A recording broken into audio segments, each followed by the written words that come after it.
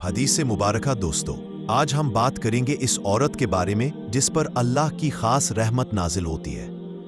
حضرت ابو ہریرہ رضی اللہ تعالی عنہ سے روایت ہے کہ نبی کریم صلی اللہ علیہ وسلم نے فرمایا، اللہ اس عورت پر رحم فرمائے جو رات کو بیدار ہو، نماز پڑھ لے اور اپنے شوہر کو بھی جگائے کہ وہ بھی اللہ کے حضور کھڑا ہو جائے، اور اگر وہ نہ اٹھے تو اس کے چہرے پر پانی کے چھینٹے مار دے۔ اتنی عظیم فضیلت ہے ان عورتوں کے لیے جو اپنے گھر کو نماز اور عبادت کے نور سے روشن کرتی ہیں، جو اپنے شوہر کو نیک راہ پر بلاتی ہیں، جو اپنے گھر میں نیکی اور دین کا ماحول بناتی ہیں۔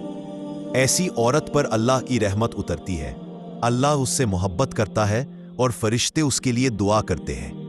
اے بہنوں، رات کو اٹھنا مشکل ضرور ہے، مگر اللہ کی رحمت حاصل کرنے کا بہترین دروازہ ہے۔